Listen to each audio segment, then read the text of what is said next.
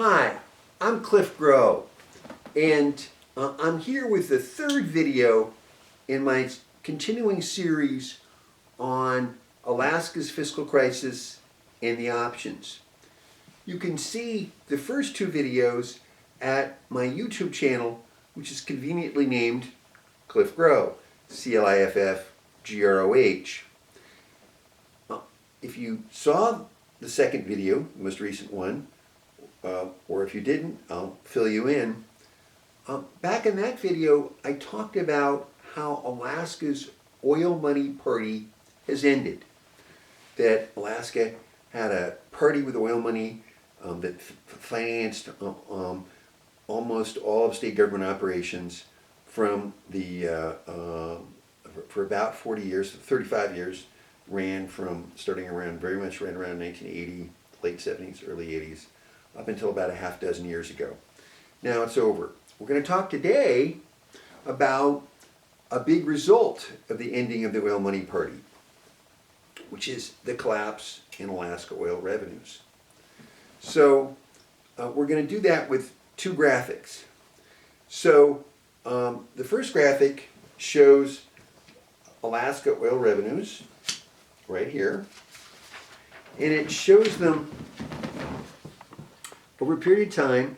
The state of Alaska UGF oil revenues, UGF being the Unrestricted General Fund, which is what most people mean by money going into the budget, that can be used for the budget by the legislature for discretionary purposes. State of Alaska oil revenues 1959 to 2020. And so 1959, of course, is the year Alaska became a state. And 2020 is the most recent year. And you see they started almost nothing before Prudhoe Bay was discovered. Then after this, they went up. There was a big blip or a spike after the 1969 oil lease sale. Then after the pipeline got built in the 1970s, and after oil prices went really up right around the same time, there was a big spike, and then it fell, but they stayed at a pretty high plateau. And then they jumped way up. It had two giant spikes in the last 20 years when oil prices really went up really high for relatively short periods of time. But then now, critically, starting about 6 years ago, oil revenues has fallen off a cliff. And now they're lower than they were just around the time the oil money party started. That's oil revenues. So that's one way of seeing it.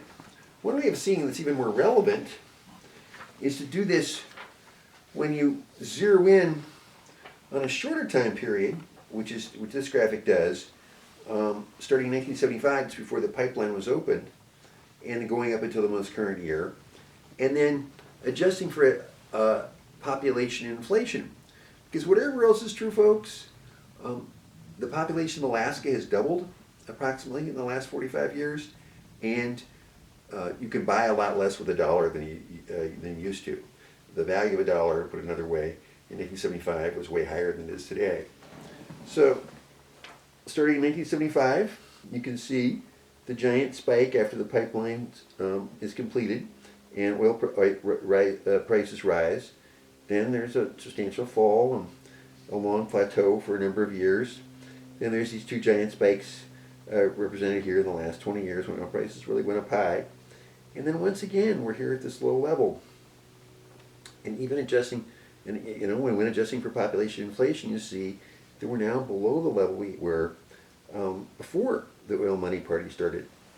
So, given that oil prices are not projected to jump way back up, and Alaska oil production is, as I said before, not projected to go way back up again, that Alaska is in some deep trouble. The world has changed substantially, our reality has changed, and we've made substantial changes so far. The state of Alaska needs to make substantially more changes. You can read more about this in written form and in graphic form if you go to my website at www.cliffgrow.org, and you can download a free book and a free booklet. And of course, you can also continue to watch these videos. Thanks a lot, folks. See you next time.